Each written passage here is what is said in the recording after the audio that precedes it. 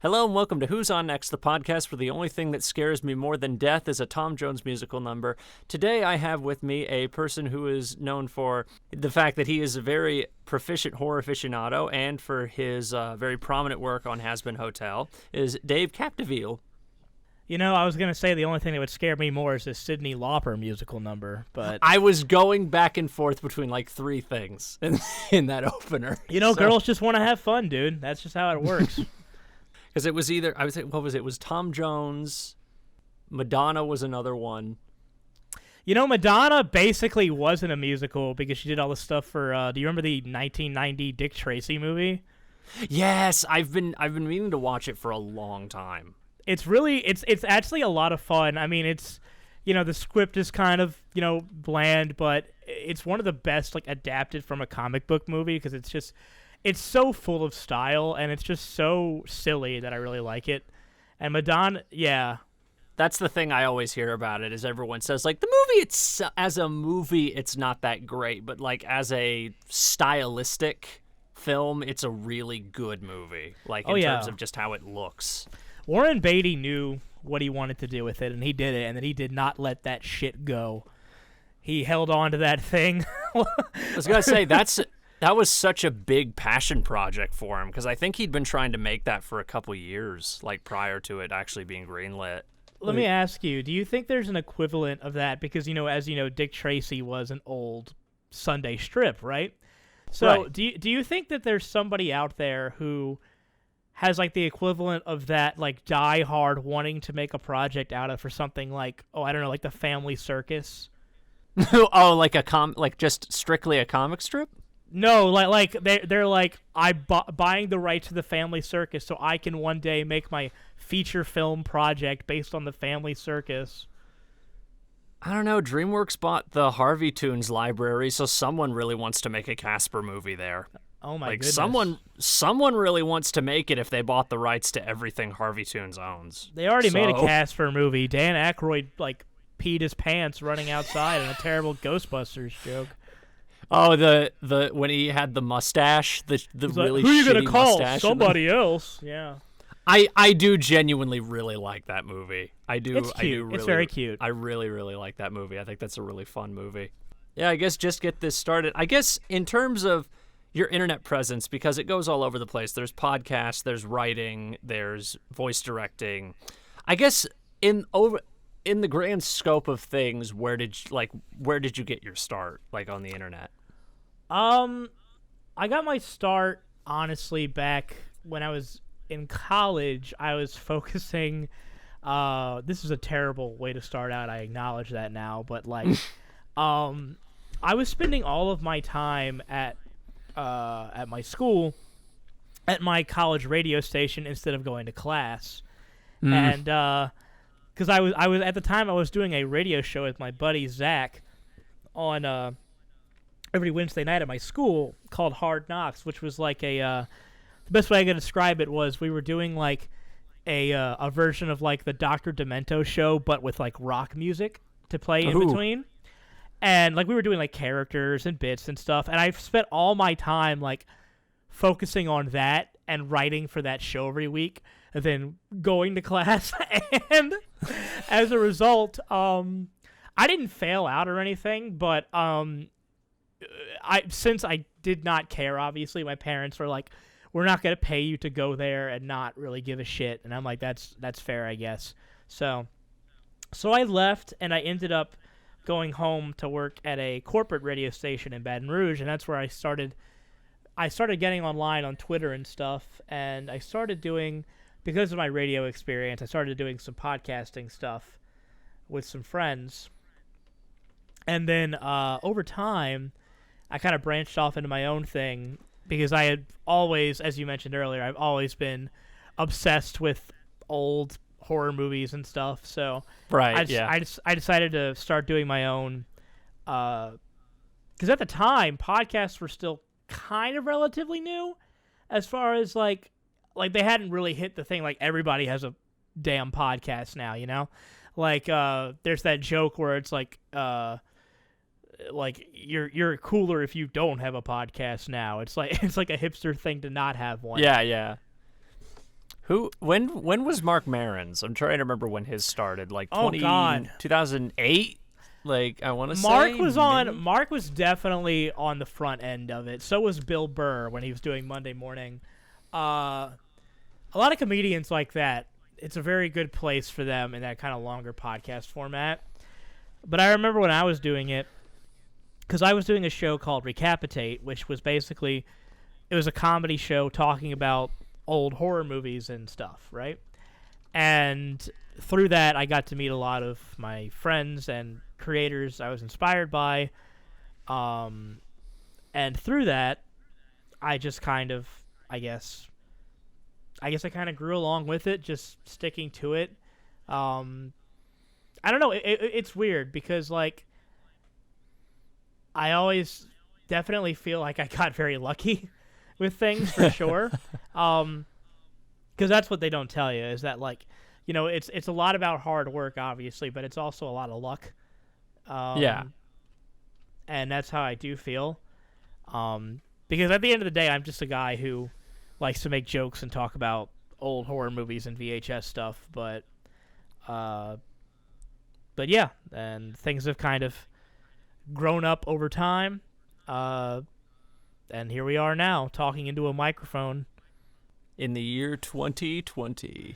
In the year 2020, the year of beautiful vision. And death. Well, you know, death is a vision for some, so... In the year 2020. I was trying to remember, like, the 70s era, like, David Bowie, like, weird sci-fi angelic choirs in a lot of his movies. Like, what was the one where he played, like, an alien like, I think it was, like, an early 80s movie or something, late 70s, early 80s. I don't remember what it was. There was, like, an old David Bowie alien film. Now, I'm looking it up now out of curiosity. The Man Who Fell to Earth. That's The what Man it Who Fell was. to Earth. Have you seen the movie with Christopher Walken where he gets probed? Communion. Yeah. That's what it is. Holy shit, indeed. That's, like, based on, like, well, a true story, air quote, but they always do that. Like, they did that with Fire in the Sky, if you remember that movie. They did the same thing.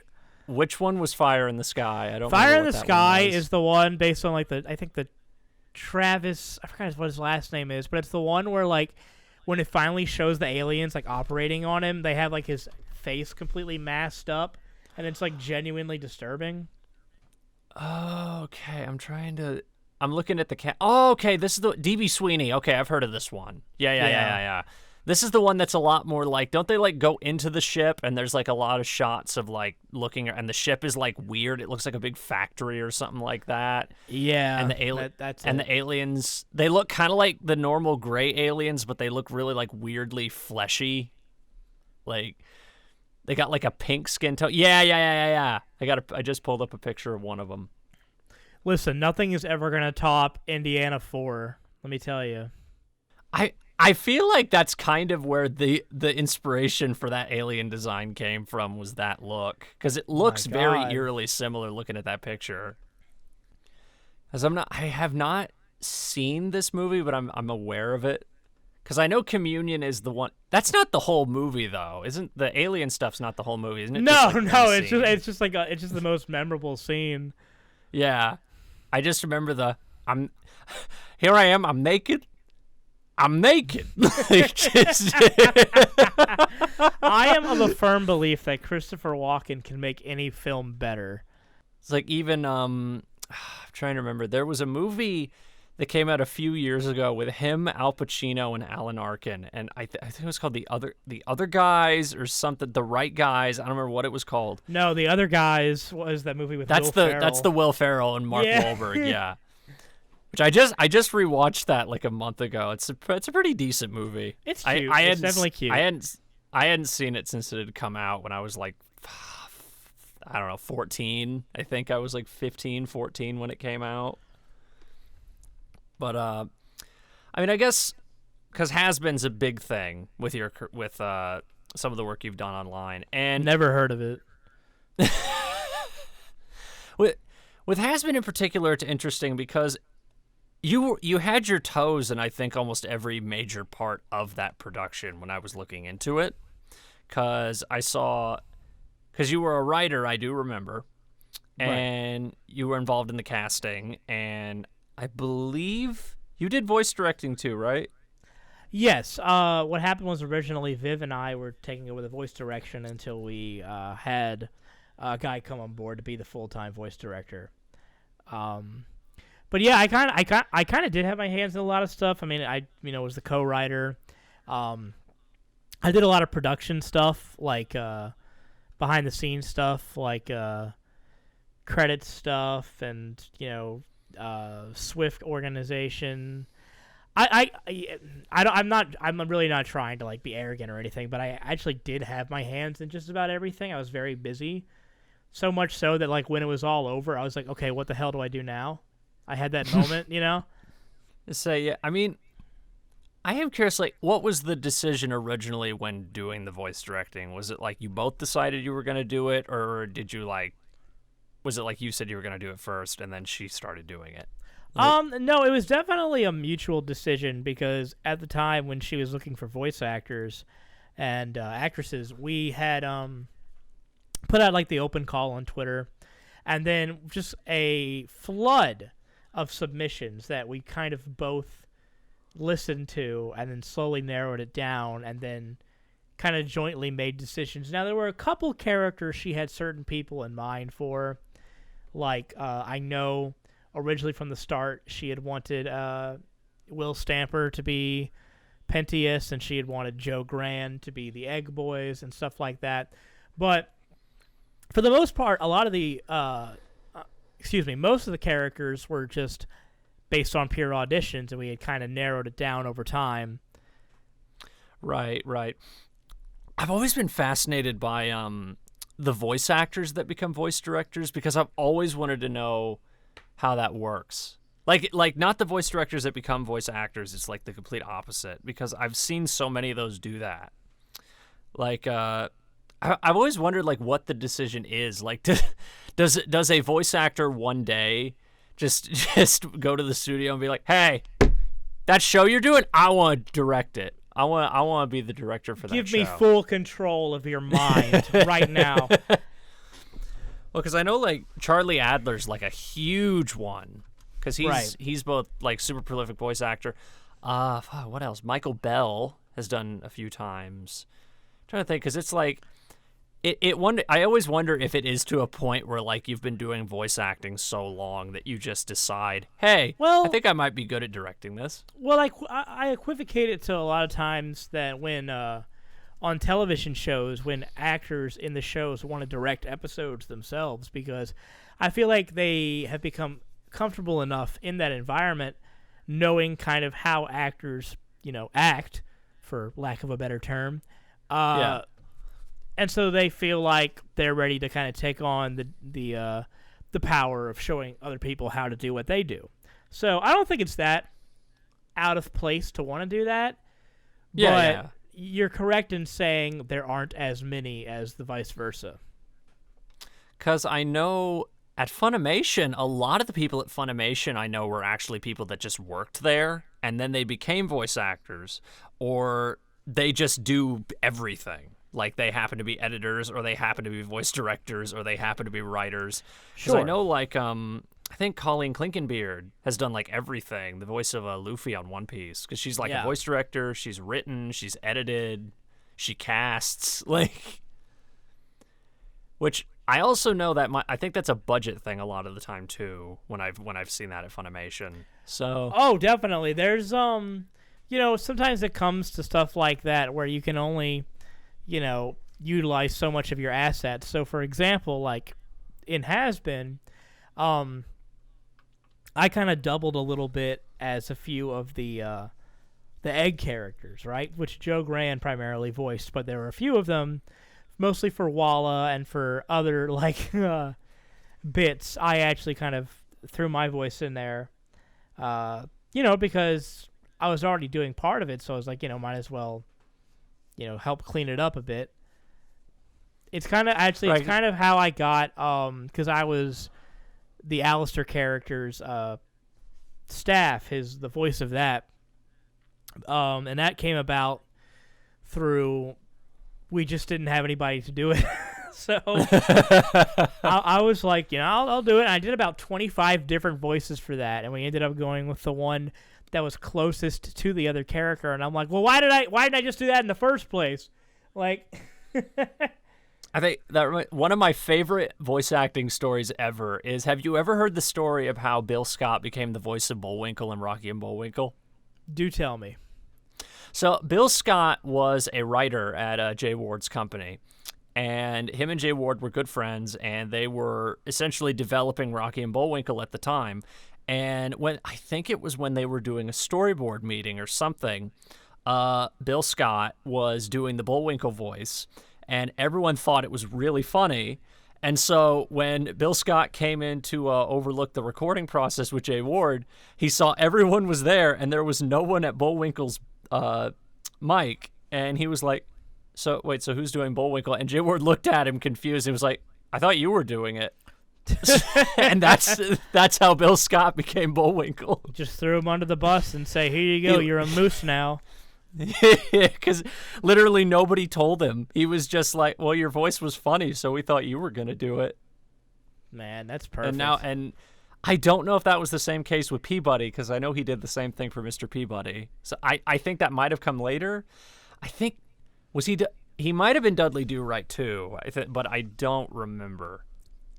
Because I think it was literally just, I think those might have been coincidental, or it was like, hey, Bill, you're here. Do you want to do the main character of another series? And then the other one?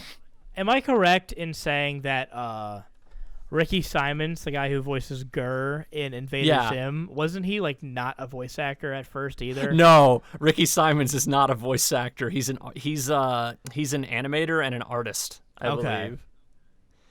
And I believe, if I remember correctly, I think Jonan specifically picked him because I think Ricky was originally a temp voice for Gurr, like temporary. And they had a bunch of people come in to audition for it. And Jonan was like, none of them are as funny as Ricky. Sometimes it's just how it is. It's like, you can't pass up that gold, Well, and Ricky fully admits he's not an actor. And that's why Jonan thought it was so funny, is that Ricky was not an actor, and that his line reading was terrible sometimes. Was just straight up terrible. It's that Tim and Eric mentality, Yeah. Jonan was literally just like, yeah, but Ricky's line reading was so bad that it was just so funny. Like, I don't know. I love hearing stories of people got incidentally cast, just like either by accident or just no one was as good as the original person. Oh man, I hope to be so terrible at something that I can make a full career out of sucking at it. Well, yeah, he was just so bad that I just felt sorry for him. I just gave him the job. Yeah, you know what? I just took one look at him. I heard what he sounded like, and I said, man, this guy needs the money. So. Because I know I always love the shows where I've come to find out there's been a few shows where they cast people, just people they want. Like, they don't even audition people sometimes. It's literally just, hey, I want that guy on my show. Like, I know Mighty Magiswords, Kyle Carosa's show was literally that. He just said, hey, I like that person. I want them on my show. And they would literally just call him and get people. That would be an incredible power to have as a creator, honestly. Oh, God. I think that's so awesome to literally just talk to the studio and be like, hey, can we get this person? And you get them, like, to come in and play a character just because you want them. Dude, if the real world would have always worked like that, I would have gotten Bruce Campbell on a project already. So yeah. Does he have a website, like an open form of contact, or I assume it's probably an agent? It's through an agent. I've been lucky enough that I do now have his contact information through his agent. So I am trying to set something up with that, but he is definitely my white whale as far as, working with. The white whale with the giant chin. I have a couple of his books. His books are great. I have all his books. They're wonderful. In fact, If Chins Could Kill is like probably one of my favorite books. When I was moving to Los Angeles in 2018, the entire 23-hour drive across Route 66, I listened to Hail to the Chin, his sequel book on audio tape. Is that the one that's more like an actual story, or is that like another autobiography? It's the second autobiography.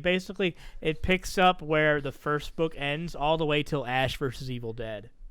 Ooh, okay. Because I know that there's like another one he wrote, which I forget what it's called. That's called Make Love the Bruce Campbell Way. And it's that's the one where it's more like an actual like story, but it's like told from his perspective. Yeah, it's actually super fun to listen to on audiobook because they basically made it like a fucking production, basically. Where they like it's not just a regular audiobook where he's just narrating. He got like all his friends to voice the characters. They do sound effects. It's wonderful. It's very, very silly, but it's wonderful. But I remember years ago I tried to get in contact with Jeffrey Combs because I really wanted to see if I could get him for an interview. My God. Jeffrey Combs is such an underrated actor. Genuinely. He is such a good character actor, voice actor. Holy shit, he is such a good voice actor. Like, I really want him to do more voiceover, like in particular. I do too. He's really, really good at it. And then of course, like for me, like because Reanimator is one of my all-time favorite movies. Like, God, he is so good as Herbert West. It's insane. Like, you forget the fact that in that movie, he is not supposed to be the main character. Bruce Abbott is supposed to be the main character. Well, it's the thing of Silence of the Lambs. You don't think about Jodie Foster, right? Even though she's good effect. In the movie. It's Anthony Hopkins is so good in that movie that you think about him first. You don't think about Jodie Foster first. Dude, Reanimator is so good that I'm legitimately having a debate because I want to get like my second like tattoo.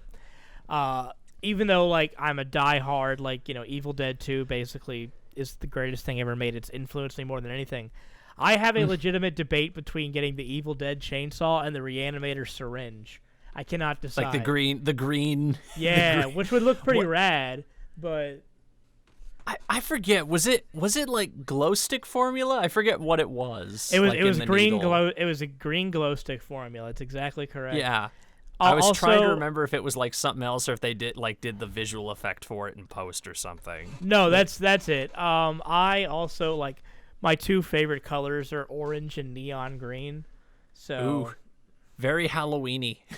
Yeah, I stick to my my aesthetic. I tend to. I mean, I have like my one tattoo I have right now on my right arm is a jack-o'-lantern with part of its face melting off to be a skull. I know, super edgy, kids.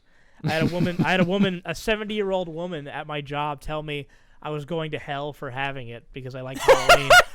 So, and I told her I'll see you there. So I guess it worked out in the end.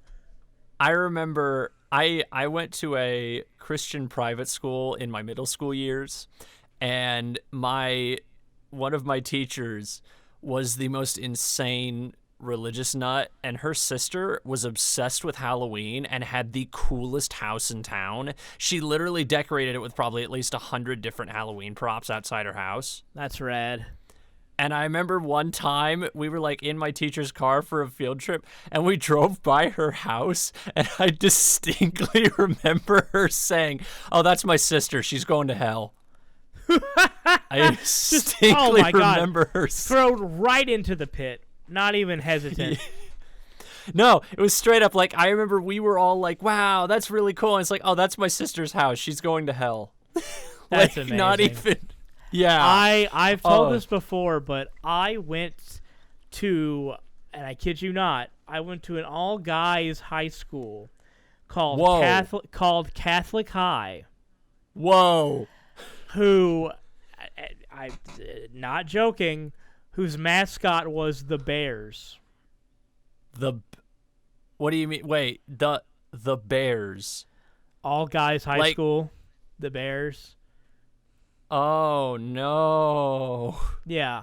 It's unbelievable, and it sounds like a joke when I tell people like I went to a all guys high school called Catholic High. Yeah, it sounds like a joke. It's not. It sounds like a Dawson's Creek type show when you say Catholic High or something like that. I know. It was in the middle of metropolitan Louisiana, so I tried to remember like what else because there was so much. I've come to meet so many people that I was actually kind of surprised went to like religious middle schools or high schools or like their whole life. It's very interesting. Yeah, especially when I see where people have gone in their life like after that. Because I hope this isn't touchy for people that are listening to this when this gets put up. I'm not a very religious person, so I'm not really someone who practices religious stuff. And I just find it interesting when I talk to a lot of people from like religious backgrounds or that went to religious schools, and they kind of share the same sentiment. I don't know. I've just always found that kind of interesting. For me, it's weird because I grew up in a very, very Catholic conservative household because of where I live, but over time I've very much kind of lost touch with that side of myself, and it's a thing for me where it's I don't really think about it anymore. I can't really say I'm very involved in it, but at the same time I'm not against it or anything. Because I know, no, I don't. I'm not against religion or anything of the sort. You know why people participate in it. It's right. You know why it happens.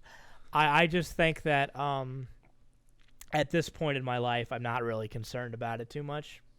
Yeah, like it's something like I don't know if it'll be something that pops up later in my life, but I don't know. As of right now, it's not something I think about. So right. I think like back on the horror discussion, because we're talking about interviews, I remember it to this day. It still breaks my heart. I remember trying to get Lance Henriksen to be on the podcast like a couple years ago when I was still doing interviews, like back then. And to this day, it still breaks my heart he didn't get back to me, because I know Lance Henriksen is a very social person. Right. So. That would have been incredible. I mean, he is also another very underrated actor. I mean, especially like people have asked me, because I talk so much about special practical effects and stuff, they always ask me, Dave, what's your favorite Stan Winston creation? Pumpkinhead. I throw him a curveball with Pumpkinhead. Pumpkinhead is so cool. It's so cool. It's amazing. Oh god, and his performance in that is just so much fun. Well, yeah, it's like one of the few times I think he was actually the lead in something, and he's so good. Again, that's another one where he's good in everything he's in, and also I could genuinely listen to his voice all day. Like it's a perfect like villain voice in my opinion. It's just this very good raspy deep voice. Let me ask you something, Michael. Do you find yourself more interested in character actors than normal actors? Yes. Okay, because I'm on the same mindset where the only celebrities I follow, for the most part, like real celebrities, are more kind of character actors and, it's that guy kind of actors. Like people like Jeffrey Combs. Another one is like Doug Jones, the guy who's underneath all the makeup in all the movies. Ron Perlman, Bruce Campbell, people like that. I find them so much more interesting. And so much more relatable as well. They have more diverse careers, in my opinion. Which I think if I was going to be an actor is what I would want to do. Like James Hong, God bless him, 90 years old, 92, I think 92, has I think he has IMDb has some of the most credits in film history. That man's been acting since the late 40s. That's incredible. And he still acts to this day, and he's never been the main character in anything. Man, they should give him one leading role before he kicks the bucket. Oh no, I've seen an interview with him where he said I'd like to play a leading role, but it's just never really fallen into my lap. If anybody's out there and wants to hire him for one last leading role, do it. Well, it's like Harry Dean Stanton passed away a few years ago, and the final movie he did, he was the lead, and it was the first time he had played the lead in a movie in 30 years. Or something like that. Wow, yeah. Because I think it was, I forget what it was. It was Cameron Crowe. I might be wrong. It was David Lynch or it was someone else. I forget what it was called. I think it was like Normal USA or something like that. And he played like. I might have gotten the title wrong. I don't remember what it is. I just remember it's one of the only times he's played the main character, and there's like no dialogue in like the first half hour. That sounds like that sounds like a David Lynch movie. That's for sure. It might be. I now I need to look it up now that I'm talking about it. This always happens when I do these podcasts. I talk about something and I don't remember what it is, and then I immediately have to look it up. Paris, Texas. That's what it was. Yes, I do remember Paris, Texas. Speaking of David Lynch, I have to ask you, have you seen, and to the audience as well, if you haven't, you should go watch David Lynch's weather reports on YouTube? I thought you were going to talk about the rabbit videos, the weird like rabbit short films he made. Oh, no. You need to watch the David Lynch weather reports where he just goes on YouTube and just all he does for about 45 seconds is just talk about the weather. And it is, for some reason, the funniest thing, because he's just like, good morning, it is currently 68 degrees, beautiful skies, y'all have a good day. I love is it 10 seconds? I love his voice so much, and the reason why is because it so offsets what you think from an outsider's perspective how David Lynch would be. Because he's a very intimidating looking person if you just look at his face. But he is the reason why, and I've talked about this before. The reason why David Lynch is so good at what he does and why so many imitators cannot do what he does is because the guy is so self-aware. He is not up his own ass, and I mean that genuinely because David Lynch. You know, when you see from afar, you're like Eraserhead and Lost Highway and Blue Velvet, these deep artistic films about philosophy and horror. And then you talk to him, he's like, I met George Lucas and he showed me what a Wookiee was and it gave me a headache. And it's so fucking funny because it's like, you know that he knows what he's doing. He's not just making some blanket nonsense artistic statement. He is straight up like he knows what he's doing and he has fun confusing his audience. And I respect that. I feel like he has to have a good sense of humor when he basically played himself as a bartender on the Cleveland show as a main character. Yeah, he did. I would think, like, quality of the show withstanding, I think it would tell me he has to have a good sense of humor if they literally asked him on the show to play a bartender and he was like, sure.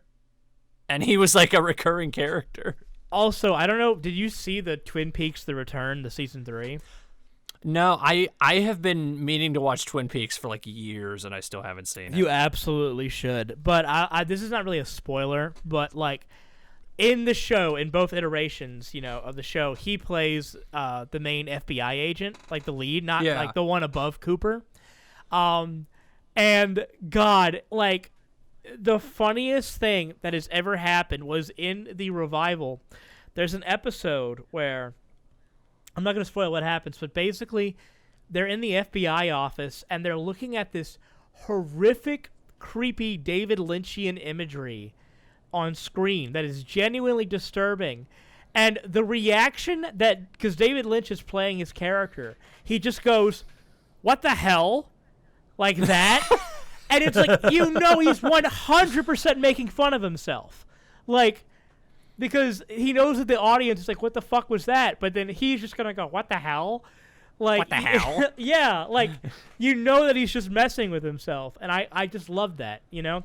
I think, if I remember correctly, I think they asked, I don't remember if they asked him or his voice was inspired by, but I think on Gravity Falls they wanted him to play Bill Cipher. They did, and I think he declined it. He declined it, but then Kyle MacLachlan, Agent Cooper, played the bus driver in the last episode. Yeah, because I couldn't remember if they had asked him to be on it or if the voice was inspired by David Lynch. I couldn't. No, I mean, I could definitely see it being a little bit inspired, but I know that Alex Hirsch did want him, and I really like Gravity Falls a lot, but it's very obvious that he was a big Twin Peaks fan.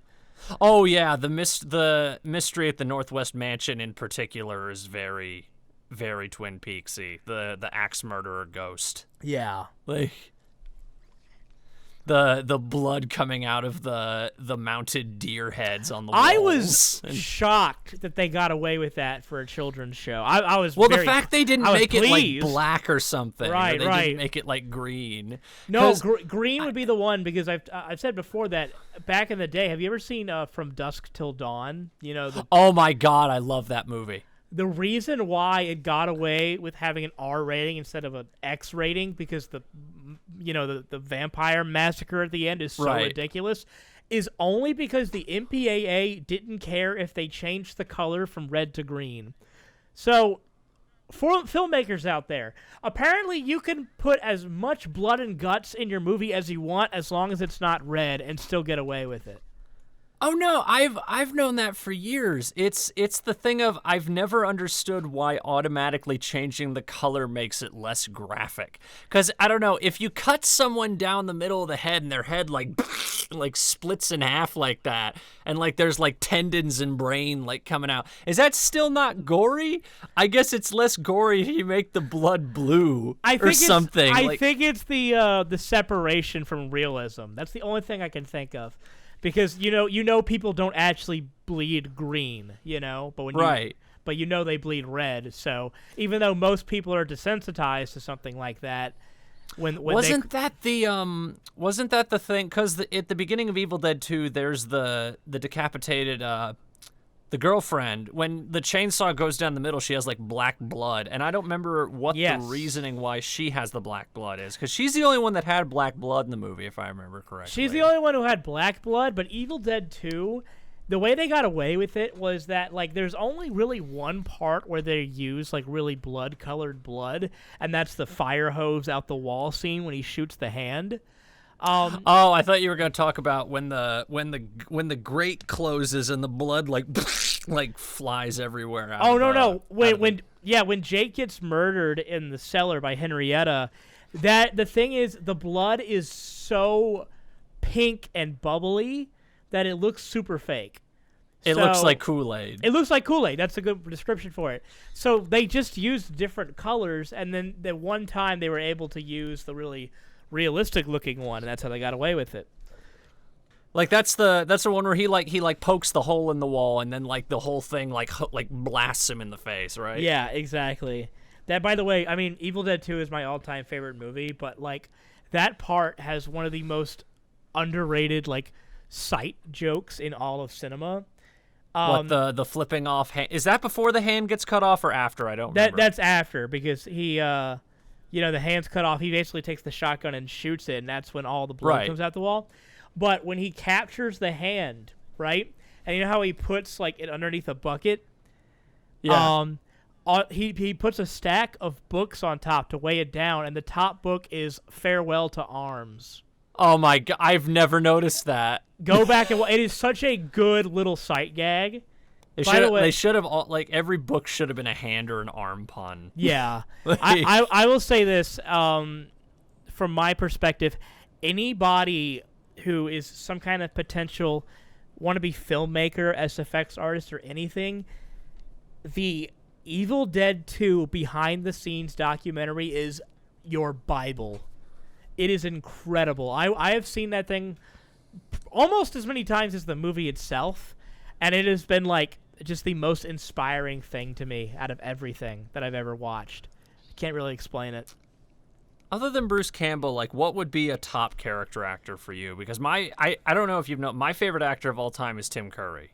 Like he's my favorite actor. You know what? That would have been on my list. He would have been on my list. He's fantastic.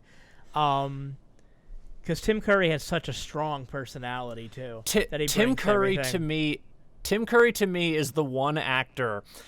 There are actors that can do this, but Tim Curry to me is the one actor where I go, even if the movie is fucking garbage, he'll make it like 5% better. Yeah, like, he'll like him alone will make the movie better. I do not think Home Alone 2 is a very good movie, but he elevates that movie to being an okay movie. We briefly talked about this on my podcast with our mutual friend Michael Kovach. We had talked about Tim Curry, and we had brought up the movie Congo. Which funny The enough, diamonds are here. yes, which funny enough has both Tim Curry and Bruce Campbell in it, which That movie's like that's a treasure trove movie of character actors. It's not a very good movie, but oh my god, it's so entertaining. Bruh, I literally got Congo on VHS for 50 cents 3 days ago at a thrift store, and I almost had a conniption of happiness. And, like, I gotta tell you, like, it is it's a masterpiece for all the wrong reasons, but I cannot not love it, because... First of all, Bruce Campbell's only in it for like 5 minutes and he gets murdered. Well, he's in it for 5 minutes and then they show his dead body, which I don't remember if that was actually him in makeup or if that was fake body. But then Tim Curry, his the diamonds are here, but also the chains of Ceausescu traveling the world doing good. It's so funny. The fucking stop eating my sesame cake. And then stop eating my sesame cake. I don't know if you ever saw this, but do you know Harry Partridge, the animator? Oh god, I love Harry Partridge. He made a fake little it was like a thing on Twitter he made, which was like a fake looking arcade shooter game where it was the head of Tim Curry or it was just like you have to collect the sesame cake. And whenever he goes, stop eating it, you have to avoid it, and it made me crack up for so long because he actually made that. But no, Congo is a masterpiece for all the wrong reasons. I stand by my favorite Tim Curry, other than Legend. Legend is like one of my favorite Tim Curry performances. Darkness. Oh my god. That's number one. That's some of the best makeup I've ever seen in film history. It is the devil in Legend. Incredible. Like it is literally up there with the work of in Guillermo del Toro's movies. Was that Rick Baker? I can't remember who that was. You know what? I'm trying to remember. I don't want to be wrong here, so don't quote me, anybody listening. But I do remember for a fact that I know it wasn't Tom Savini who worked on it, but I know that one of his students at his school did a life-size replica bust of Darkness. So it might have been somebody in the Stan Winston or the K&B Effects Group clan. I'm just not sure. But the other one, the Sea Hag in that movie is amazing. Oh, yeah. Yeah. It's a character that's on screen for 2 minutes. And it's you would never guess that's a man. In that costume and doing the voice. I did not know that was Robert Picardo until I was watching it, because holy shit. I would never have guessed that was Robert Picardo and all that makeup. Speaking doing of that voice. Of excessive makeup and Bruce Campbell, have you ever seen Escape from L.A.? That's the Escape to New York sequel, right? Yes. There is a scene I have not. In which Kurt Russell is being tortured by this evil surgeon guy. Is it Bruce Campbell? You cannot tell that it's Bruce Campbell because he's under so much makeup. Is it like a shit ton of makeup? It's a shit ton of makeup that makes his face super like he had given himself 1 million botched facial surgeries. Oh my god, I'm looking at a picture of it. Oh my god. Yeah. He looks like a pre-transition Caitlyn Jenner when she was Bruce Jenner. I was gonna say he also looks like. Do you remember that YouTube video Hello Potion Seller? No, I haven't. Oh my God! You know who it? No. You know who it does remind you of? Because I got the picture right here. I'm gonna put it. There it is. It reminds me. Have you ever seen Samurai Cop? Oh my God! I know what you're gonna say. Yes. It reminds me of Robert Zadar. It looks very eerily similar to Robert Zadar. Funny enough, Bruce Campbell and Robert Zadar starred next to each other in Maniac Cop. Say it. I'm trying to find the picture. There it is. Yep. He looks very eerily similar to Robert Zadar. Yeah, Robert Zadar had a very bloated face as well. I remember trying to figure out why his face looked like that, and Wikipedia didn't say anything about it when I remember I was looking it up. Have you ever seen Maniac Cop or the superior Maniac Cop 2?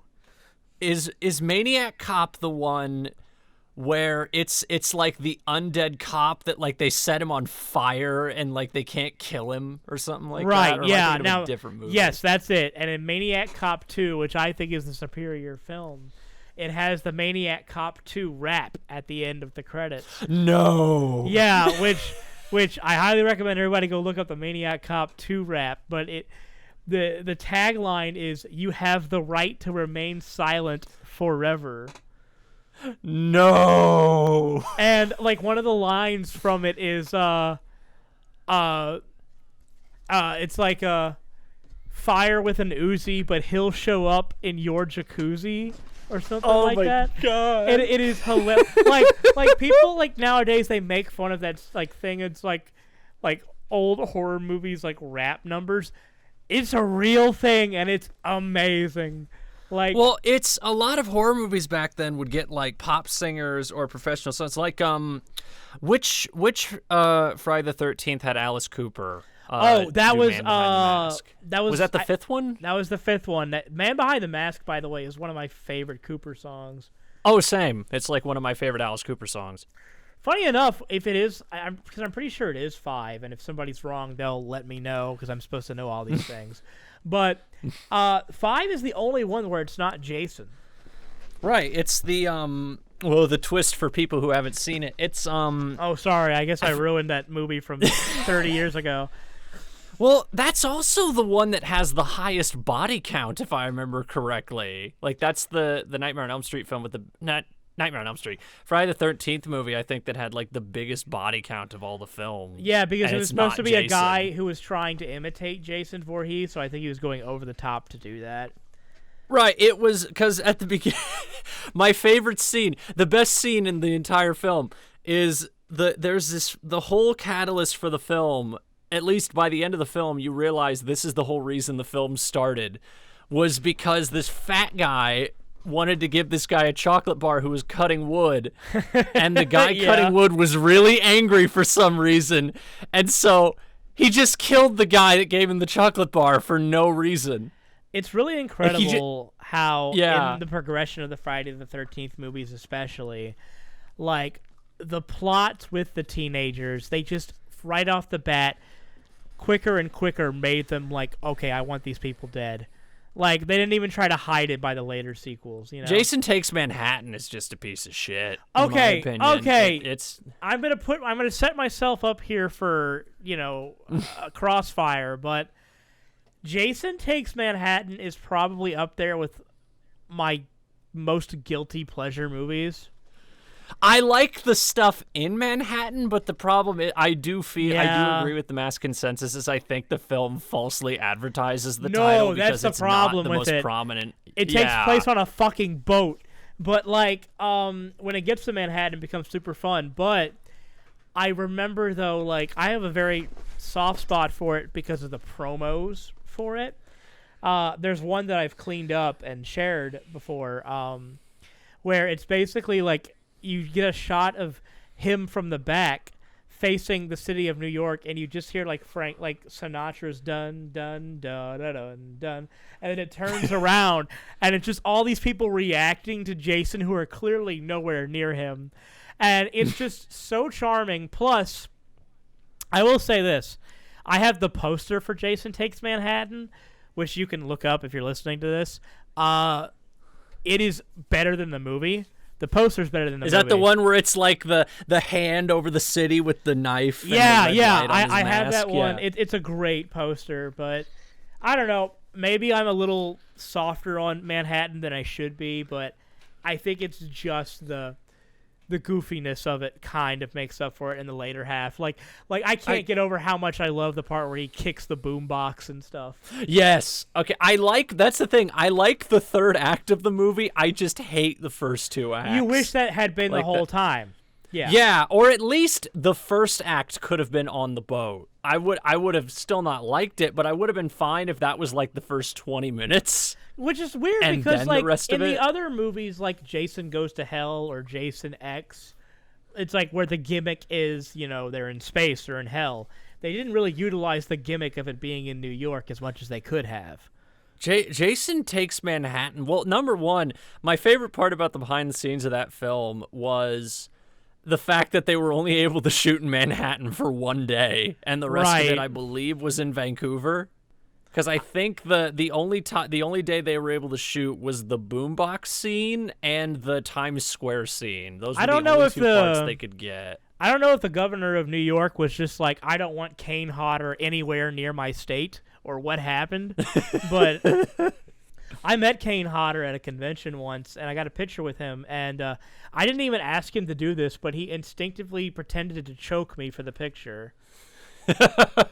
And I didn't ask him to do it, but apparently he's just accustomed to doing that. Very nice guy, It's though. just a gimmick. Just a gimmick he does, Just basically. a gimmick, yeah.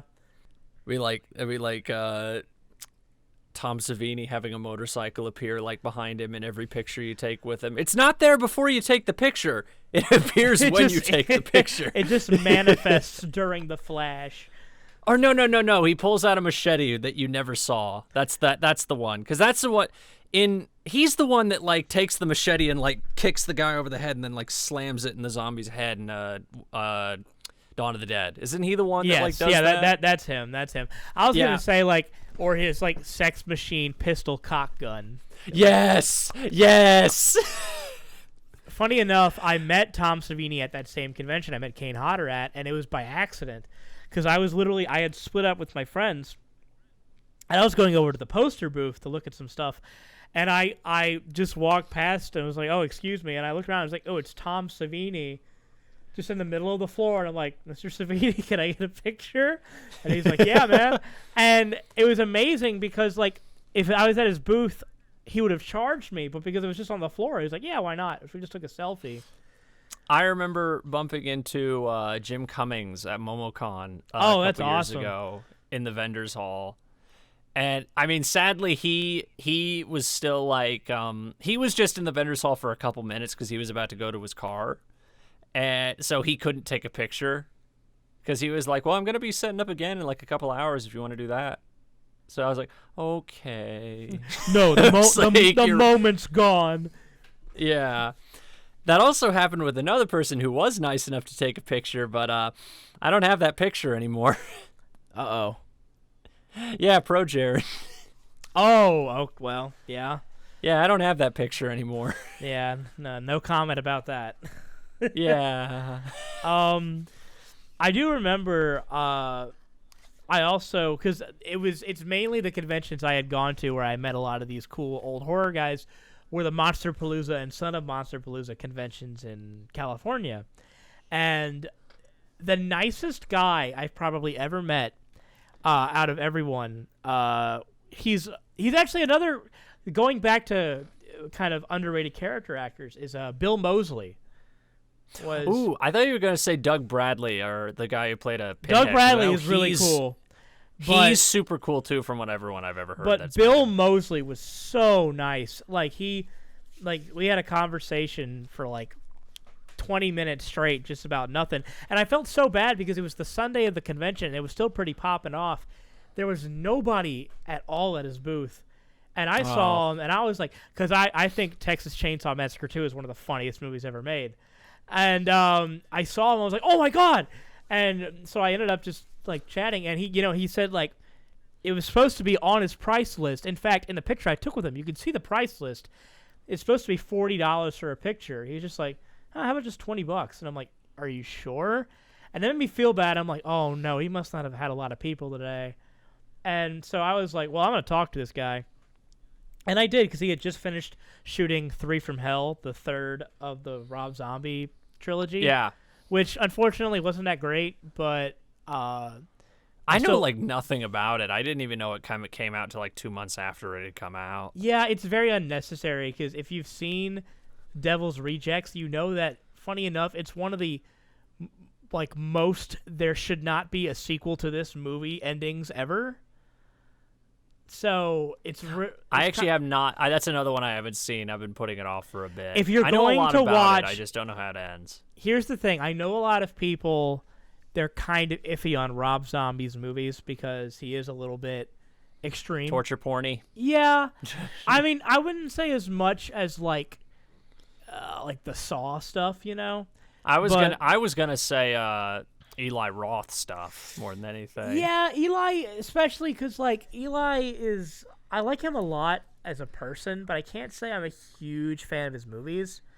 Like I remember Green Inferno, which was basically just Cannibal Holocaust remake. Cannibal Holocaust, but without the, if you want to say, I was gonna say if you want to say that movie had personality, it's devoid of that, which I know personality is a weird movie to correlate with the Cannibal Holocaust, but you know what I mean, like that.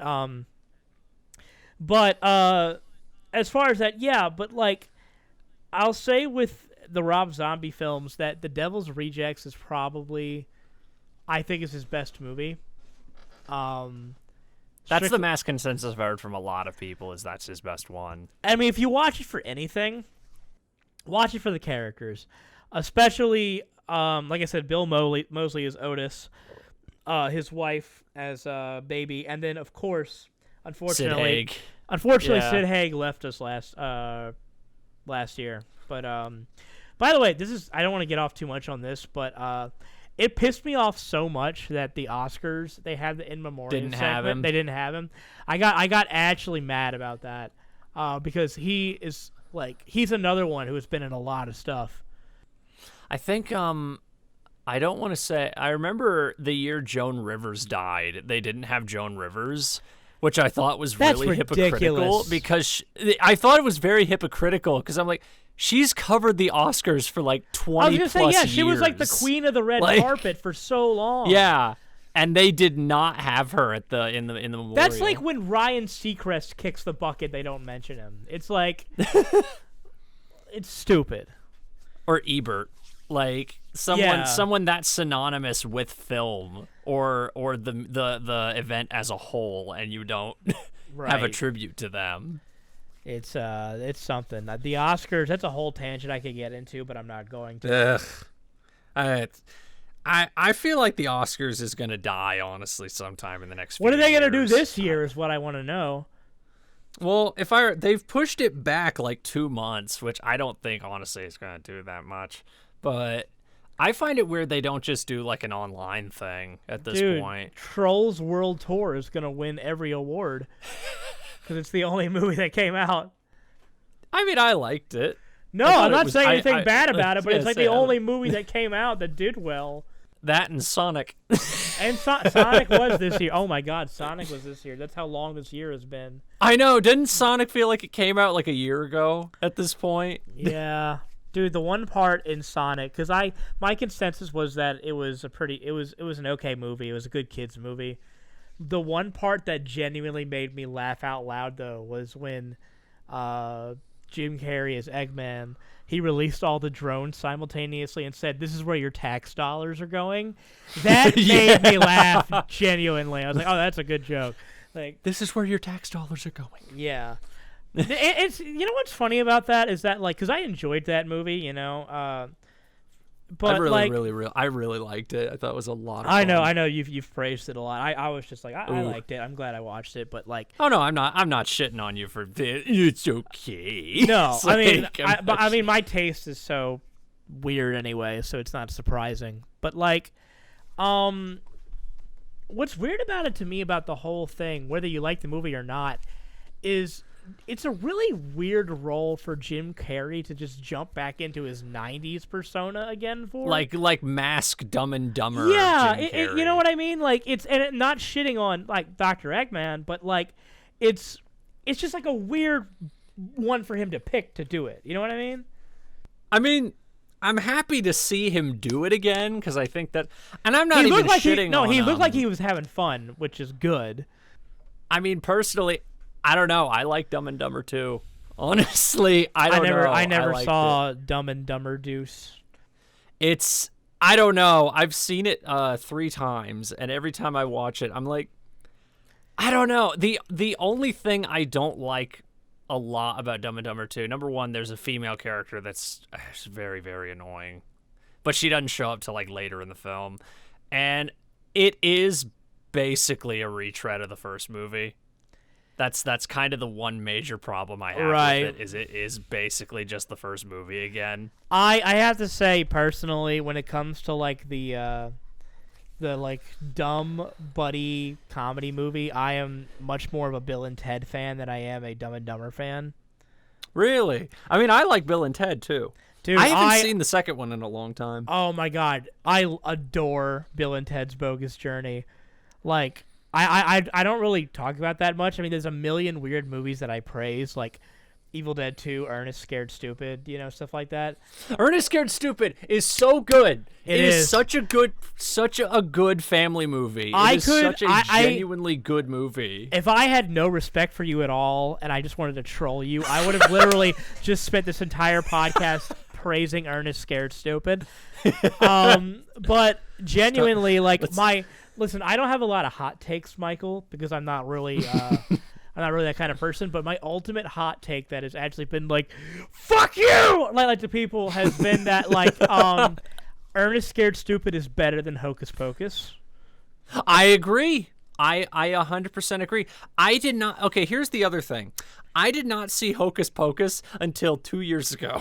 I had never seen it. Listen, keep in mind, I really like Hocus Pocus. I think it's a good movie. I just think I think Hocus Pocus to me is how I view. Weird thing to compare it to. Hocus Pocus to me is Bohemian Rhapsody. It is an okay movie with A+ performances in it. The three witches are so good, and I wish the movie was as good as those three performances. It's how I feel about Bohemian Rhapsody with Rami Malek. Yeah, which is, they've been talking about doing a sequel like to Hocus Pocus. And I'm like, this is a case where it's like, because I agree with you, if you don't get those three actresses, you might as well not make it, because they were the ones who brought the personality to the movie. Well, there's talks of a Labyrinth sequel, and I'm like, you can't do it without David Bowie. David Bowie made that movie. Yeah, I mean, they did. You can't do it without David Bowie. I don't know. I agree, because David Bowie is such an important part of that. But like the Dark Crystal series was really good. Oh my god, that is my favorite. Next to BoJack, that's my favorite Netflix original. Like that, and honestly, I think I like that show more than the movie. That's fair. I mean, people forget that the Dark Crystal was a flop. Oh, well, and Labyrinth, they were both. Yeah, they were both both flops. of Henson's passion projects were flops, unfortunately. Yeah, it's really... You know how many passion projects were flops? It's actually really sad.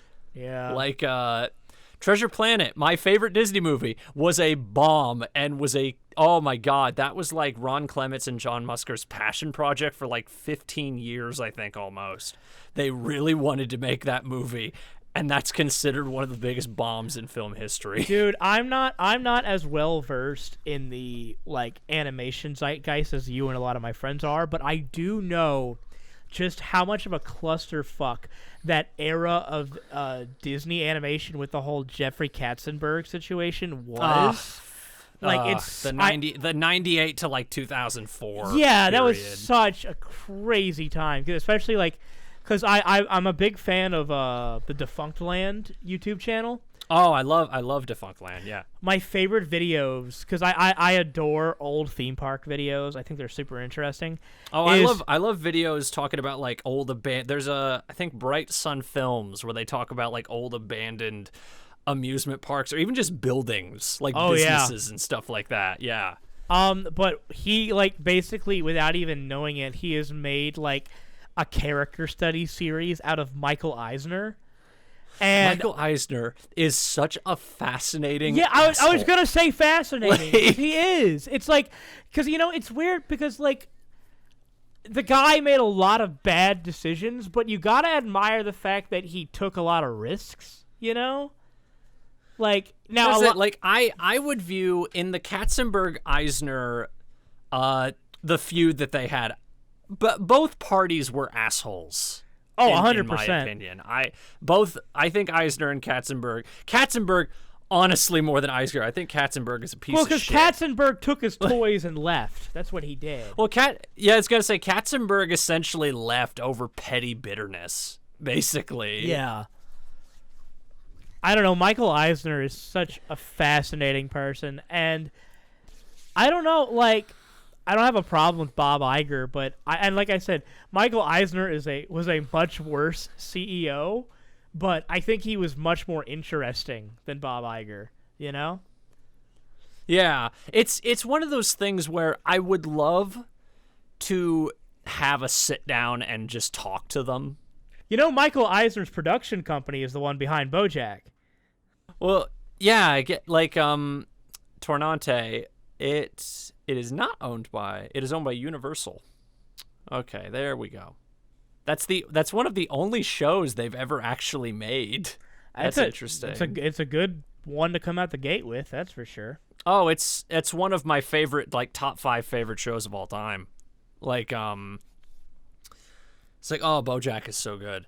BoJack is so good. It is very good. I admit I have not seen all of it, but what I have seen I have enjoyed. So, BoJack is one of those shows where my favorite shows are where, okay, a couple of my favorite shows do have the problem of they're really, really good, and then the last season happens, and it's not bad. It's not bad.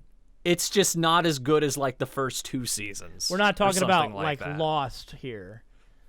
No, I'm talking, like, the Netflix Voltron or something like that, sure. where the first 3 seasons are really good.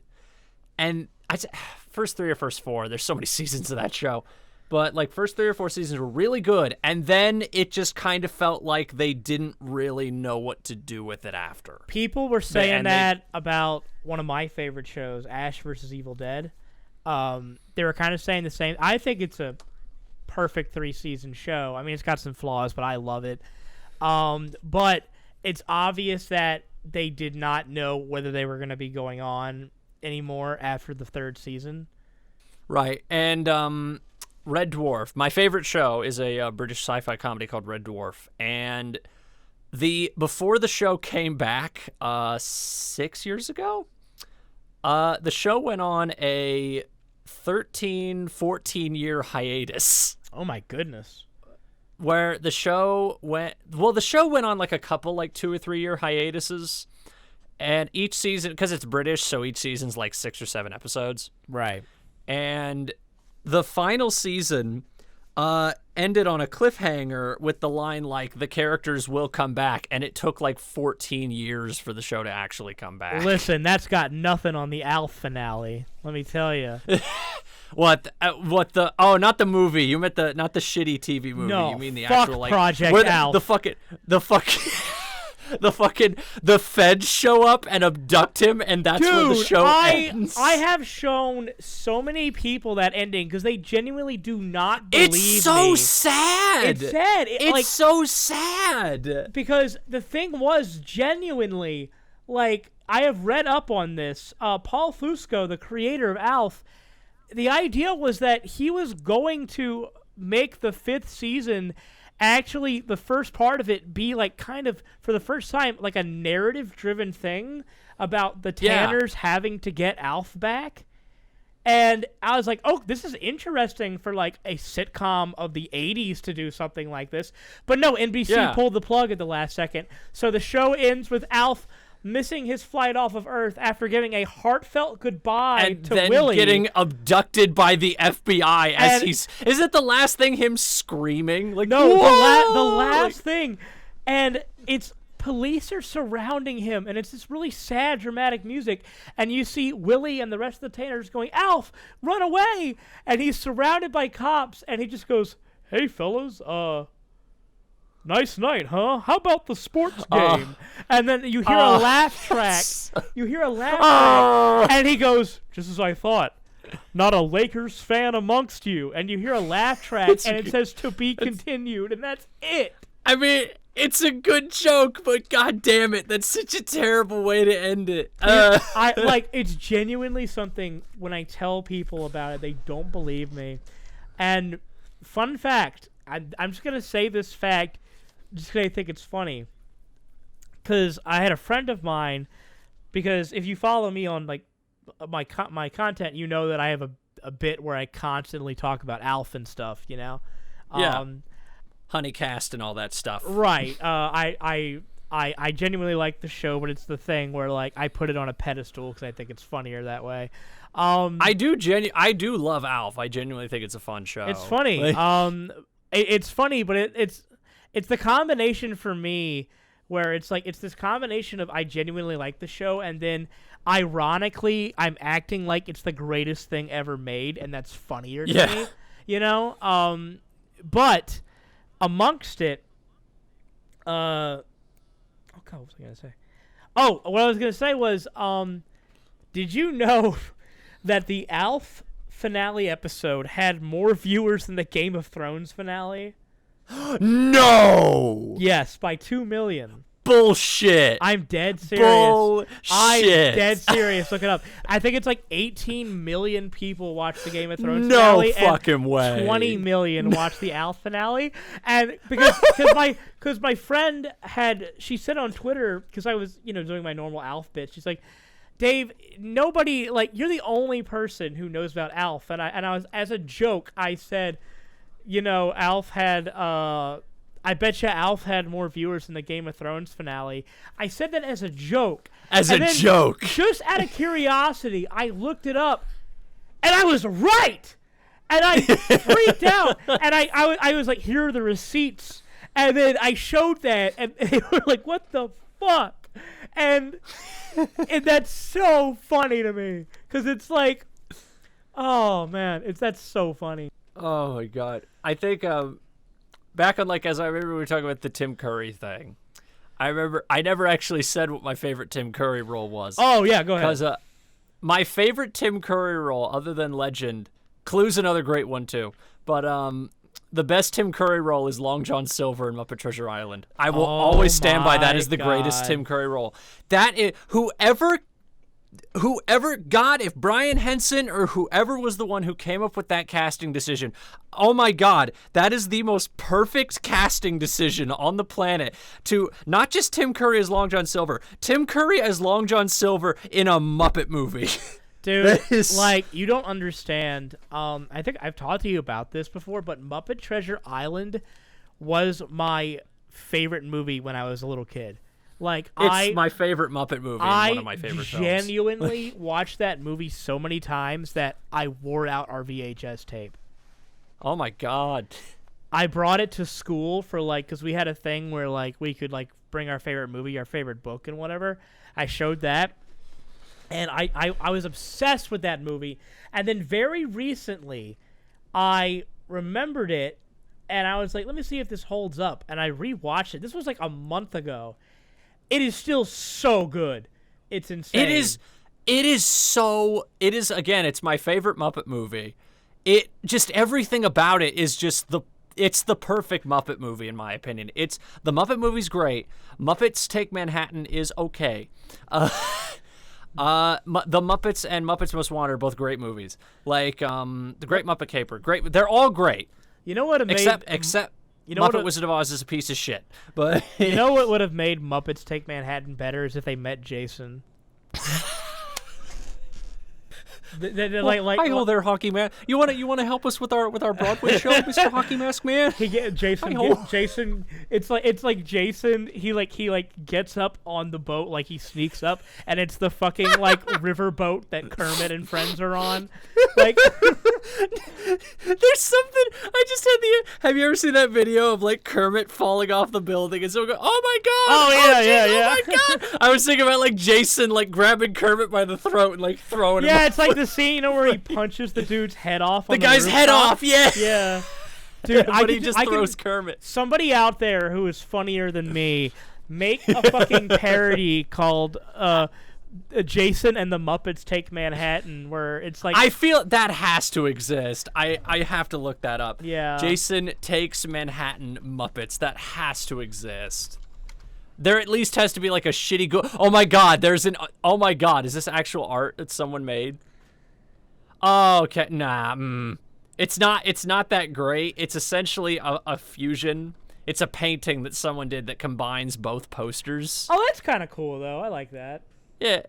I mean, again, the art I think the art's just... I think Kermit's the one thing that makes me go, oh. Dude, if they make another Friday the 13th movie, Jason should be a Muppet.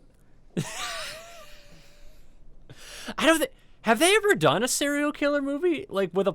Well, not I guess Chucky, but like I mean like a Muppet puppet, like just straight up like a puppet killing people. I don't. Well, they did like that Happy Time Murder. No, and which that movie wasn't too great, but they did. Oh, Meet the Feebles. Meet the Feebles? I thought was like a creep show. I thought that was like a multiple different like plots kind of thing. Or no. Like Meet that. the Feebles was like one of the original like puppet that was the Peter Jackson puppet horror comedy. Yeah. People forget, by the way, that Peter Jackson, before he made the grand scoping Lord of the Rings, he made some gory fucking movies. Fucking Dead Alive. And Dead Alive is fantastic. I love Dead Alive so much. Because you brought up my my old horror movie podcast. That was the pilot episode of my podcast was on Dead Alive, because that movie, when I saw it for the first time, I was just so blown away at how insane it was. That I think my dad says to this day that's the goriest movie he's ever seen, and I think it's a contender for the goriest movie I've ever seen. It should be, because it's absolute insanity. I think that there is my favorite scene, other than the Irish priest. My favorite part of that entire movie is that guy, priest? The kung fu like Irish priest. Is one of my favorite parts of the movie, but my other favorite part is that zombie baby that like it appears at the park and a guy just starts beating the shit out of it. Yep, it's something. Like, God, I made a joke once where it was like some Twitter like thing where it's like it was like a community one where it was like asking like everybody to give their 2 cents, and it was like, if you could make a prequel to any movie you want, what would you do? And I said, I want to make a prequel to Dead Alive, all about the Kung Fu priest character.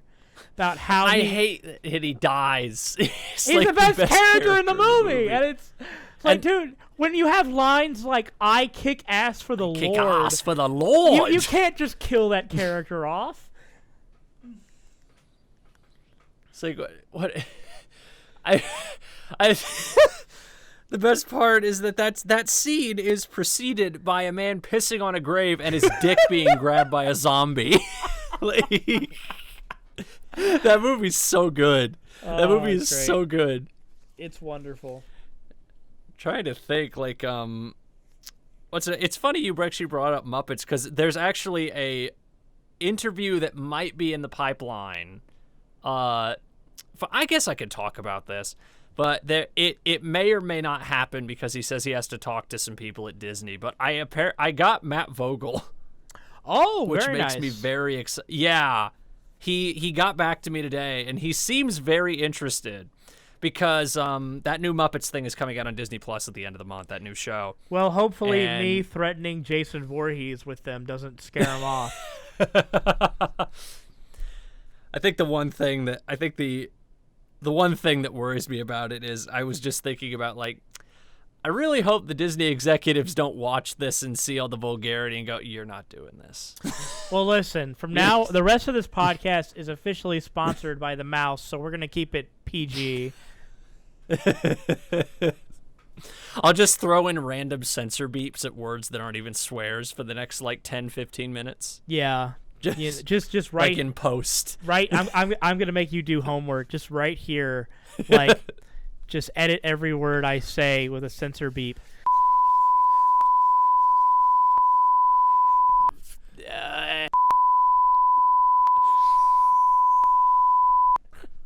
I'm not gonna.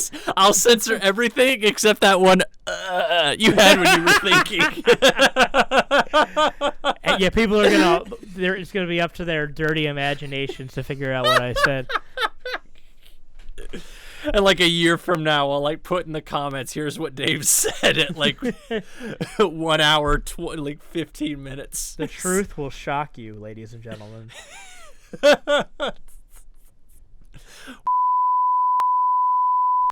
Well, don't spoil it. Yes, it was, which is one of my favorite bands. So. Oh, I'll censor that too. Yeah. So I'll censor what I just said there. Shit. Were they the ones that did the Godzilla? Like the. Yeah, they did. Yeah. Because the one where Surge was it Surge? He took the new version in the new Godzilla movie. Oh man, I had like a.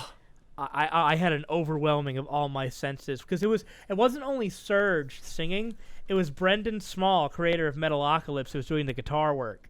Oh my God, I didn't know that. Yeah. I just thought it was Serge was like the primary person. No, it was Brendan Small and combined with Bear McCreary, who is a wonderful composer. Their cover of Godzilla, oh my God, it's so good.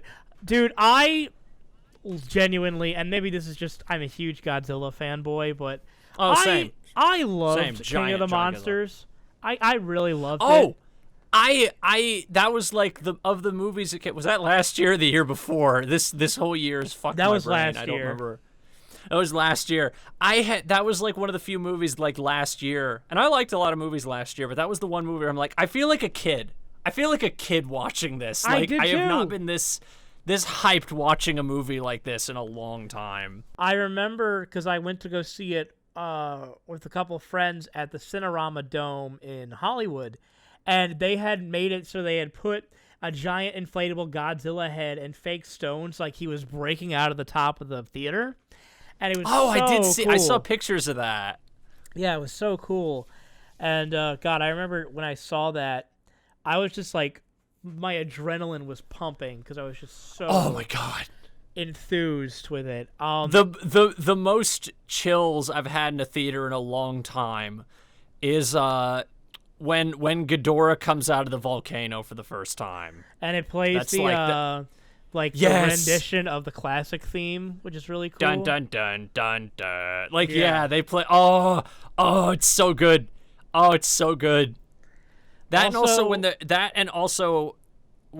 not the volcano. Rodan comes out of the volcano. I'm talking about when he breaks out of the ice. Right, Because it's right. the ice. I was thinking Rodan comes out of the volcano. No, I knew what you were talking about.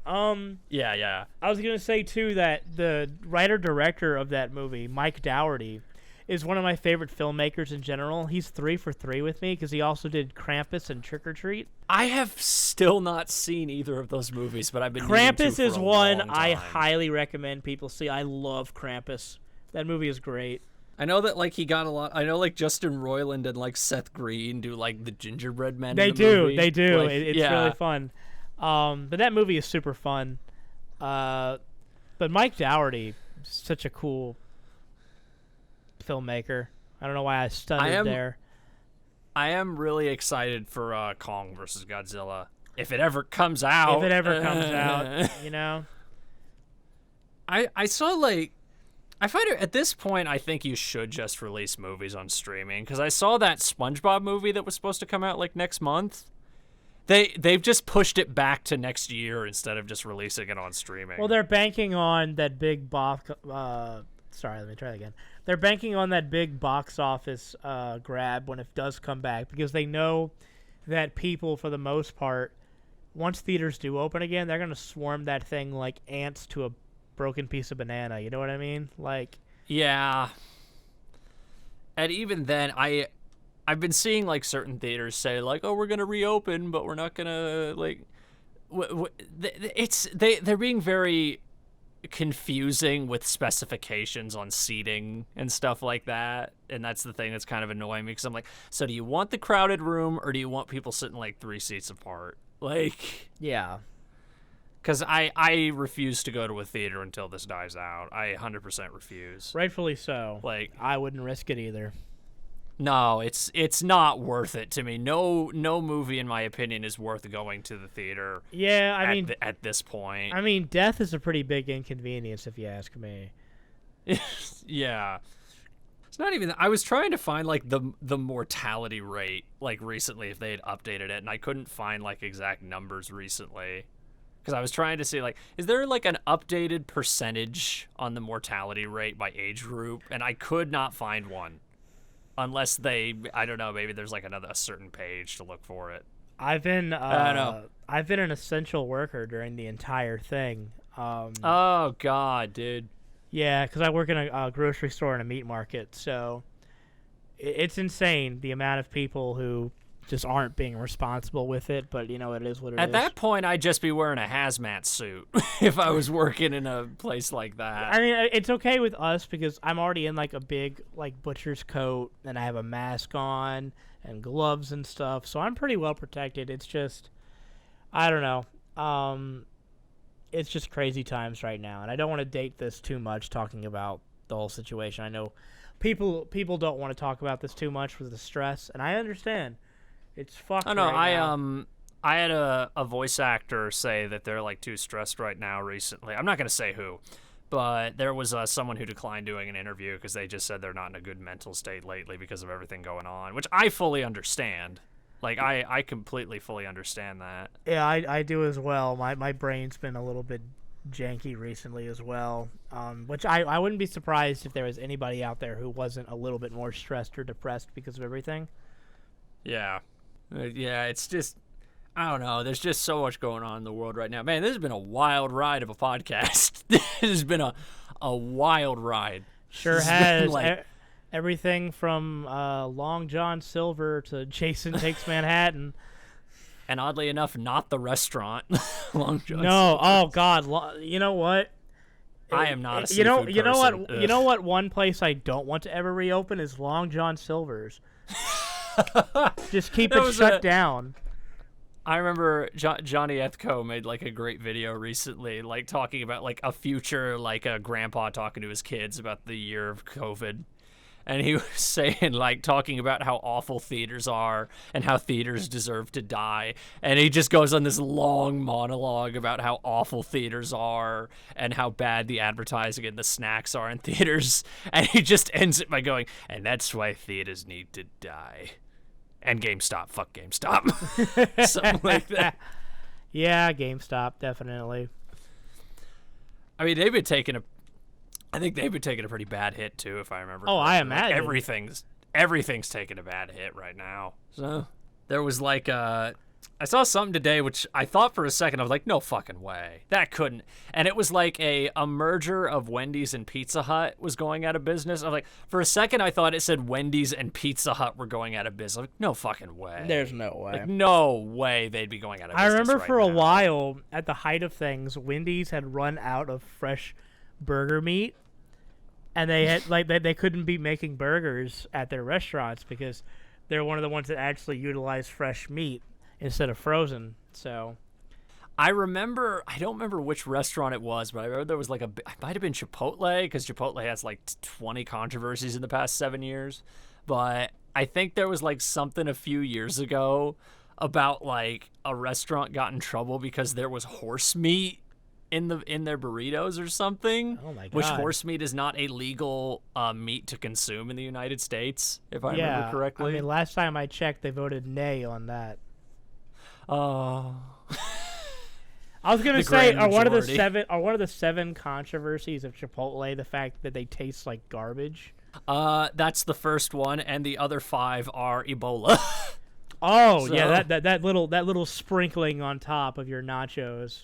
Oh no, that's I remember there was a period of like 5 or 6 years where I remember like every other year it was like Chipotle, another fucking Ebola, or not Ebola, E. coli. I'm fucking stupid. E. coli was like the big thing. And like, yeah, no shit, E. coli. It's probably employees not washing their hands at the buffet or spitting in the food of people. Well, because I remember at the time there was this big tomato thing. I remember back in the early 2010s where like tomatoes were being linked to E. coli. So like I remember Subway was like saying like, hey, you can't ask for tomatoes right now because there's this big E. coli problem with the tomatoes in the United States. And that was like a month where that happened. I just remember that was like when I remember seeing that when I was at like going to a drive-in theater when I was a kid. Listen, that was the darkest time in our history by far, the month-long Subway tomato excursion. I can't think of a worse period in history than that month. The great Subway tomato purge of 2009. Quite a sad time. Many a people lost their footlong that day. Many a people lost their footlong that day, I tell you what. Yeah, that's the rejected line from Muppets Treasure Island when Disney was like, "Hey Tim, you need to look at the camera and plug Subway." Jim, do you want this Subway footlong? this delicious $5 footlong. He like from it's the scene where he stands up for the first time, and it's like the man with the one leg, instead of a peg leg, it's just like a foot-long sandwich. Look what a cannibal took off me as he reached for me Subway footlong. Look at the great deals these cannonballs cost me to have. Wait, what do you have to eat down here? Meat, gruel, 15 Subway and then it's just like Polly the Lobster, instead of going whack, he just goes $5 footlong. It's just like a blatant shill. like the scene in Wayne's World, like the just straight at like the advertising scene in Wayne's World. Oh with the yeah, Pizza yeah. Hut in the night. Yeah, it's one of my favorite jokes in the entire movie. Oh, my other man. favorite joke in the movie is when Wayne is holding up the signs to the camera when Brian Doyle Murray is talking to them. Oh yeah. And he just looks at the camera. I think it just says, "This man blows goats." Or That something reminds like me that. in Freddy Got Fingered. Oh my god, I love Freddy Got Fingered so There's much. this one joke that reminds me of in the background where it's a shot of them, like a bunch of people at like a stadium seating, and one guy just has a sign. You're that talking says, the airport scene at the end of the last 5 minutes of the movie. Yeah. Where there's a sign that says, "When is this movie?" I think it's something like, "When's this movie going to fucking end?" Yeah, or and something that's exactly like what that. it says.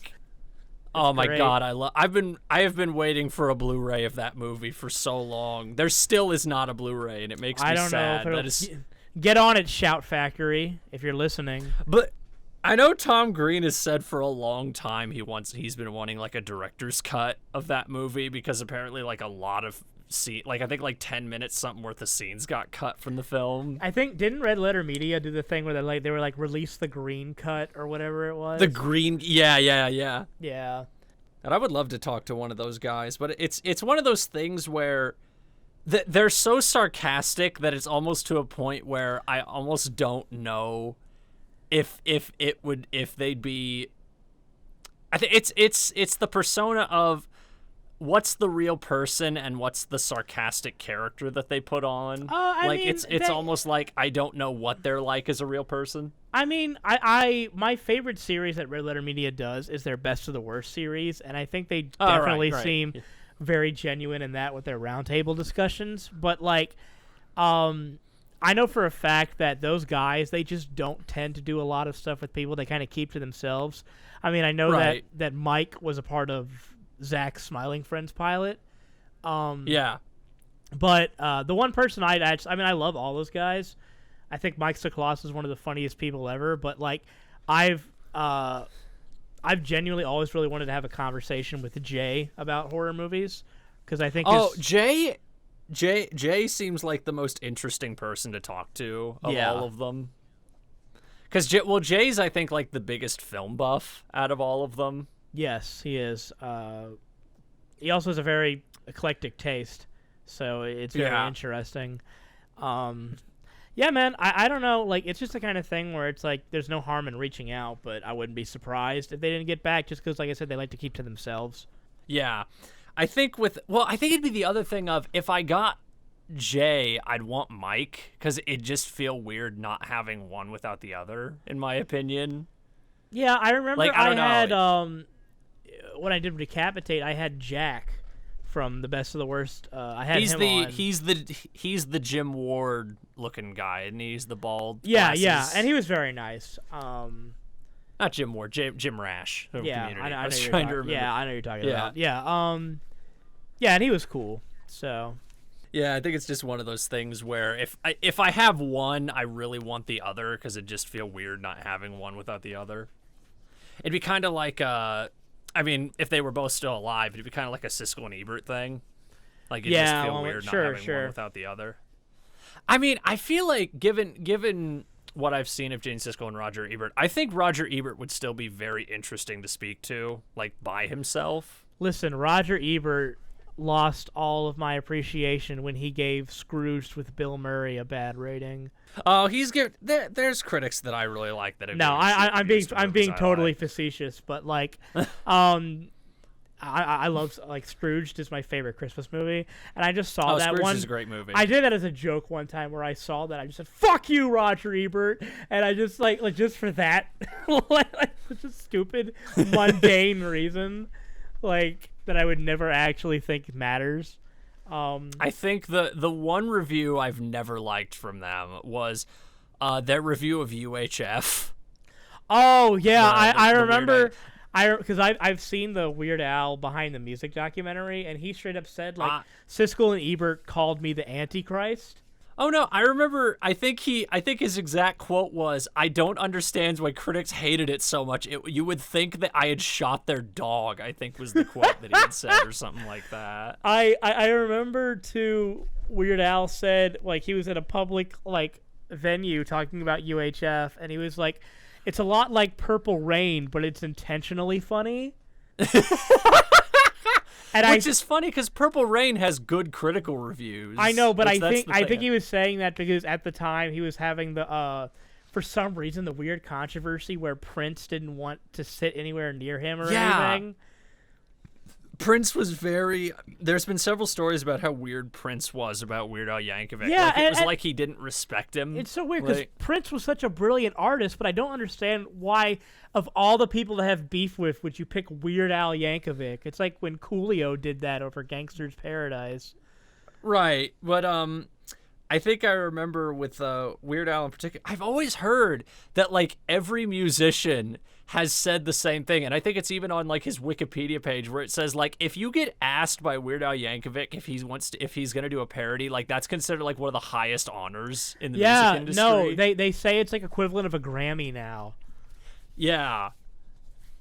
Like that Weird Al Yankovic thinks you're I think Paul McCartney was another one where Weird Al Yankovic I think said he had a really hard time. No. I remember he told this story on Conan where he said he didn't have a hard Paul McCartney was actually totally cool with him doing it because he was going to do a parody of Live or Let Die called Chicken Pot Pie. Yeah, and the only reason that Paul McCartney said no was because Paul McCartney was a vegan and he didn't want to advocate for the death of poultry.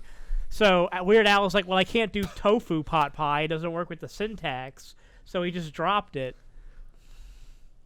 I remember, shit, dang, now I had a brain fart. I just had another thing that I was trying to remember with like another singer that had like a problem like that. Now I can't remember what it was. Or it was it weird? Dang it. No, it's gone. It's completely gone. Here, I'll let you try to think of it because I was gonna say like earlier I recommended the Evil Dead 2 behind the scenes documentary. Another super inspirational behind the scenes documentary would be the Weird Al like 10-minute behind the scenes of the making of Straight Outta Linwood.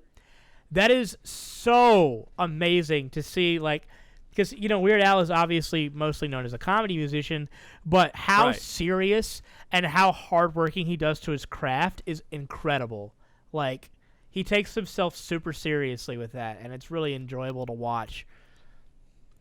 Like, Weird Al is, I think in terms of respect, I'd say he has, like, the highest amount of respect for me in terms of a musician, because he just does whatever he wants. Dude, you know what? Here's another big Dave hot take. Look out, ladies and gentlemen. The freight train's coming through. But I genuinely think that Weird Al's original and his style parodies are better than his actual parodies. Well, my favorite, one of my top, like 3 favorite Weird Al songs is Dare to Be Stupid. That's like one of my top favorites. That is my favorite Weird Al song. Was Jurassic Park a parody of something? I can't remember. No, it was just a parody of like the movie Jurassic Park, but it was an original. Because like what he does a lot, like in the case of Dare to Be Stupid, where it's not a parody of one song, it's a parody of an artist's style. Yeah, their style. And in that case, it was Devo. One of my favorites is it's an underrated track off of the Running with Scissors album, is the song Germs, which is his song about him singing about being like super like OCD germaphobe, but in the style of Nine Inch Nails. Oh my god! And it straight up sounds like a combination of like stuff from like the Pretty Hate Machine album and like Closer era stuff. It's great. I know for First World Problems, I know is another style. That's the song. Pixies. Yeah. Yeah. I remember because Dare to Be Stupid is in the Transformers movie, the 80s movie.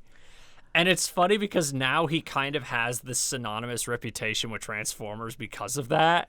Yeah. And it's funny because it's the most out of place song in the movie. Dude, that entire soundtrack for that movie is like one of my favorite soundtracks of all time. My like, friend and I, ever. my childhood friend Nick and I, we used to sing "You Got the Touch" like all the time, just because of that.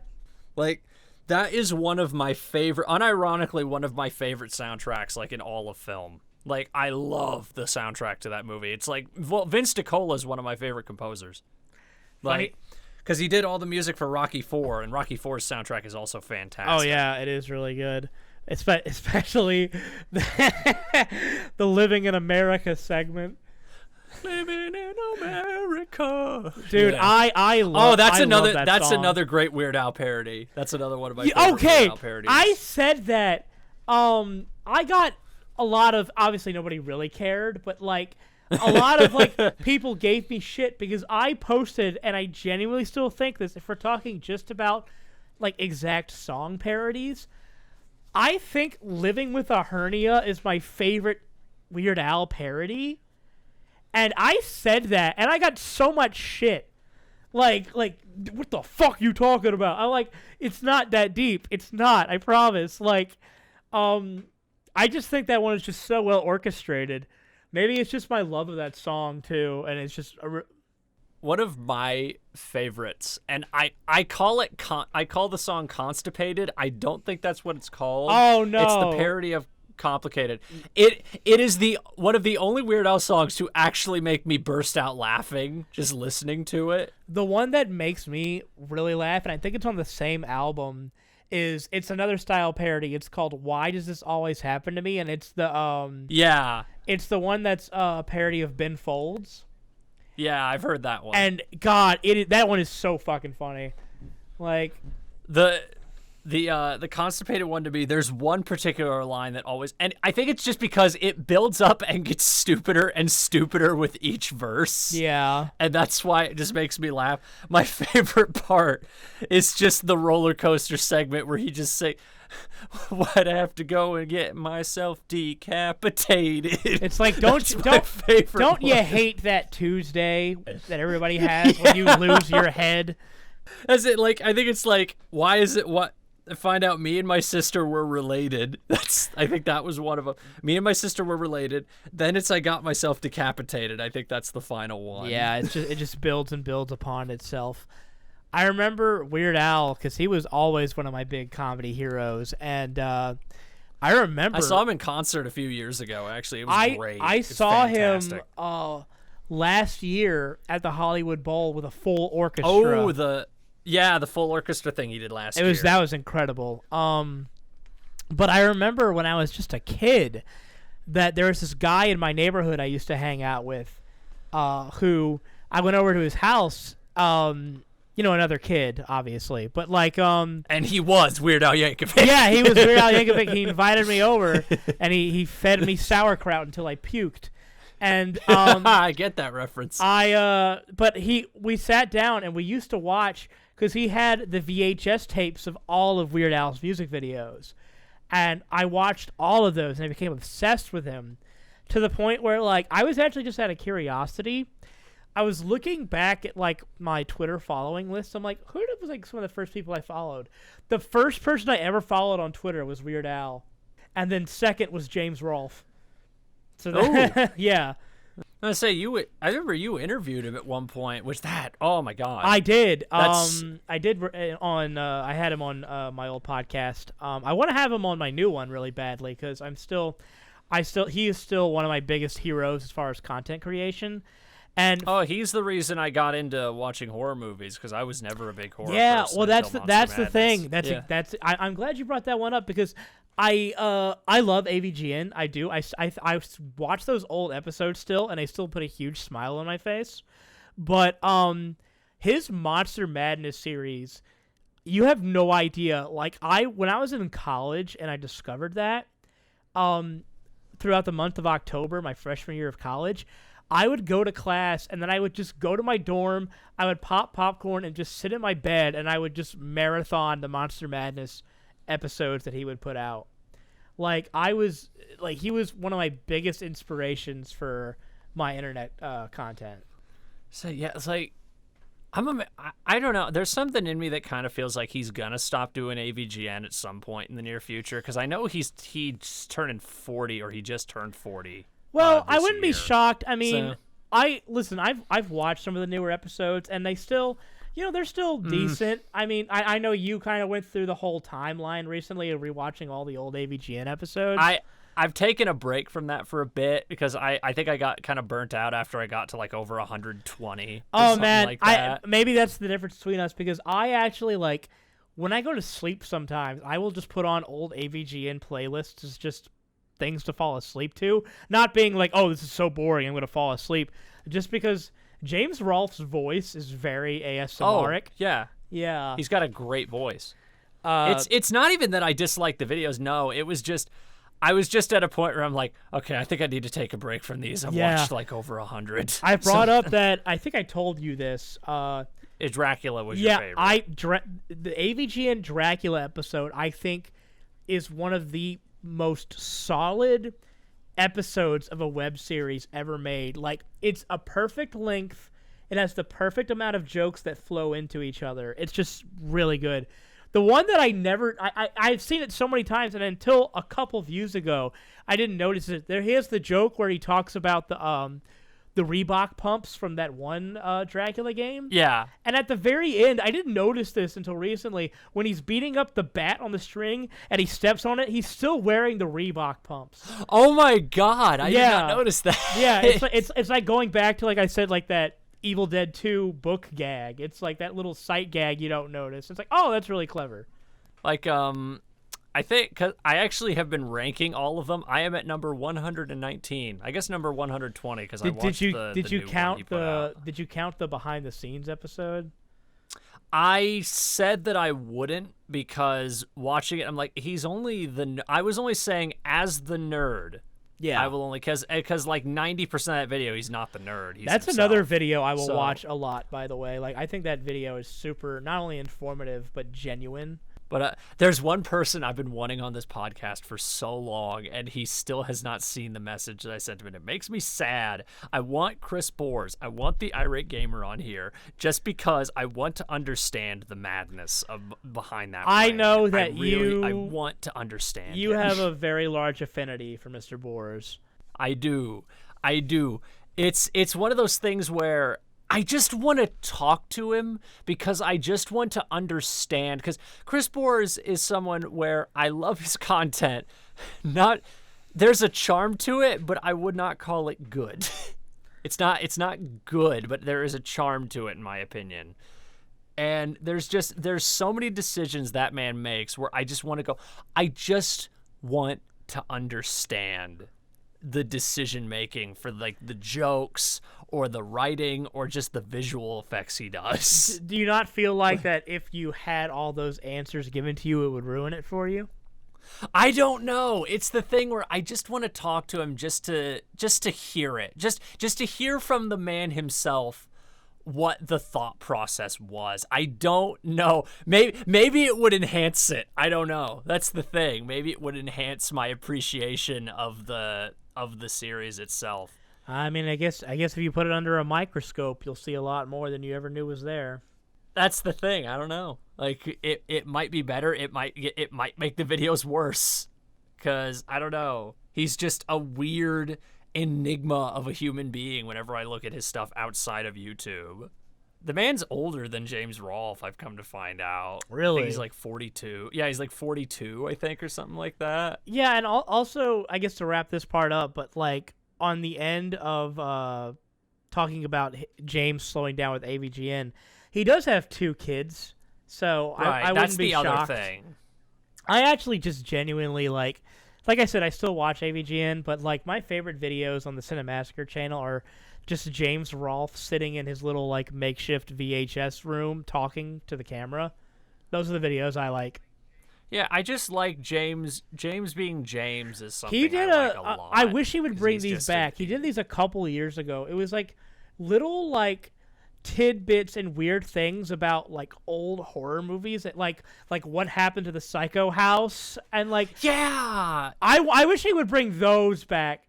They're super informative. Like I remember like the cool one was like talking about like I never fucking noticed that piece of cardboard in Dracula. Yeah.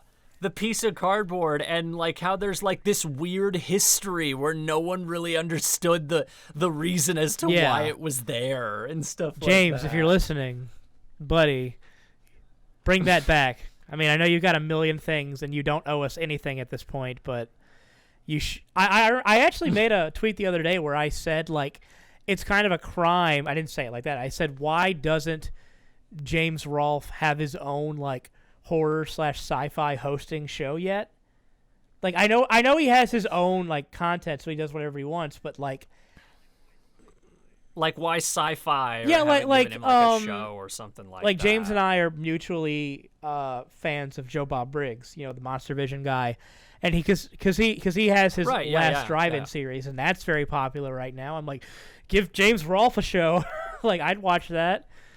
Give him a show on Shudder. I don't like. Yeah. It's the thing. It's one of those things where it's so interesting to me because he's had a reputation. Everybody knows him. I was talking to Billiam last week, and we talked about how he's kind of the grandfather of not just like game reviewing, but just like a lot of internet. He content really is, because he was like one of the. First I ones. know people who like they make content, myself included, that it's not game reviewing at all, but you cannot deny the fact that some of the stuff they're doing is definitely inspired by James. Like, because he kind of set the precedent for that sort of taking something obscure and kind of being both informative but also doing your own thing at the same time. Pardon me. At the same time. Yeah. Also, just because because you've gone back through watching them, those old AVGN episodes are incredibly charming. The super old ones, I think, like the first season, like compared to because as I was going through each season, I was like, ooh, the old season's like really, it's not bad. I think a lot of them are very mediocre. I think it's just compared to everything after the first season, which I mean that happens with TV shows. Yeah, like you go back to the first season, and the first season's like the weakest season. Maybe this is candy corn tinted glasses for me, but all of his Halloween specials are all gold.